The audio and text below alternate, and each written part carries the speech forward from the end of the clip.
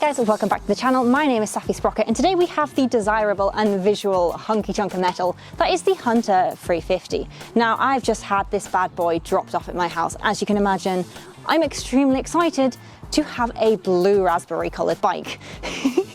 Now I thought it'd be really fun just to make a video to check out the specs and do a little bit of a quick walk around and also check out the sound, which, let's be realistic, we're all really interested in. Now next week I will be doing my full review, and the reason that I've separated the videos is just because I want the time to actually ride the machine, get to know the machine, and then ultimately review it. So do stay tuned for the full review to come at a later date. But today we're just going to take a little bit of a look.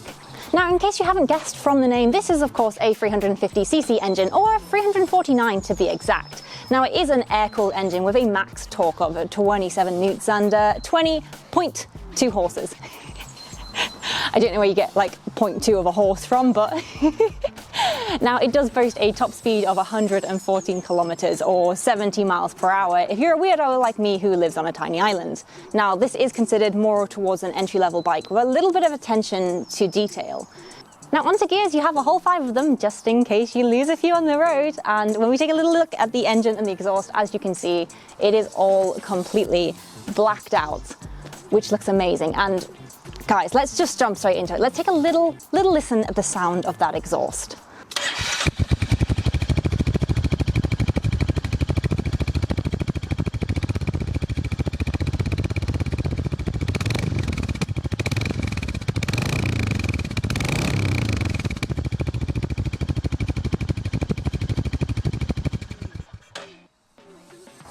Next up, dimensions. Now let's talk about the dimensions. This bike has a wet wipe. Now let's talk about dimensions. The bike has a wet weight of 181 kilograms and a dry weight of 179 kilos. It's the equivalent to 4 bags of cement or 40 domestic cats, depending on which measurement you want to go for. Now it is considered to be lighter than other 350s in the class, and that's partly down to a couple of weight-saving measures such as smaller foot pegs. Now rolling onto the wheels. In the front of the bike you have an alloy casty boy of 110/70 tyres, and at the rear you have a similar situation, but this time they're 140/70. Now the Royal Enfield Hunter 350 is available in 6 unique colours, which of course are blue, red, black, ash, white, grey. Unique. Now blue is of course my personal favourite, mainly because I absolutely love absolutely anything that is blue raspberry flavoured, and so having a blue raspberry flavoured bike, this has made my day. Now I do like the fact that it is really retro styled as well, and despite that it is also insanely modern at the same time.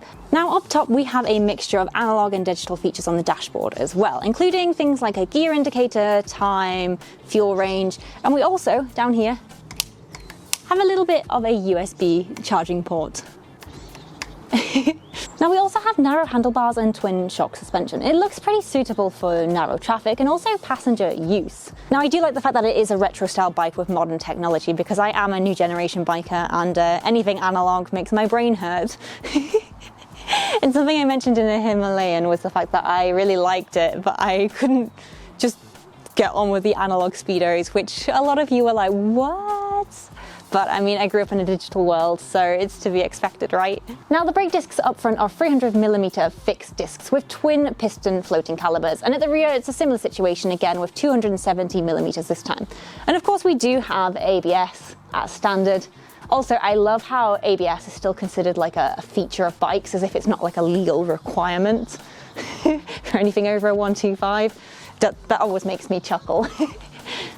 Now of course no look around is complete without talking about this beautiful tank.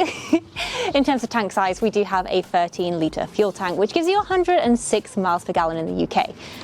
But something that really puzzled me is that when I was checking out the miles per gallon on this tank, I saw like a spec sheet that said it would give you like 106 in the UK, but then 88 in the US. Am I missing something here?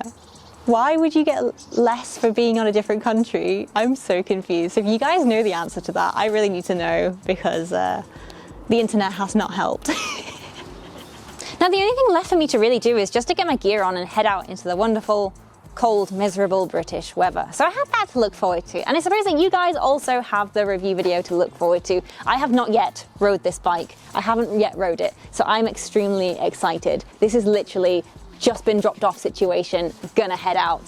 So do stay tuned for next week for when I do publish the full review, once I've given it a little bit of a run around. And it's gonna be really good. Now, if you guys do wanna see more great bike content, don't forget to hit subscribe. I do publish new videos every single Sunday. In the meantime, ride safe, stay crazy. My name's Safi Sprocket, signing off.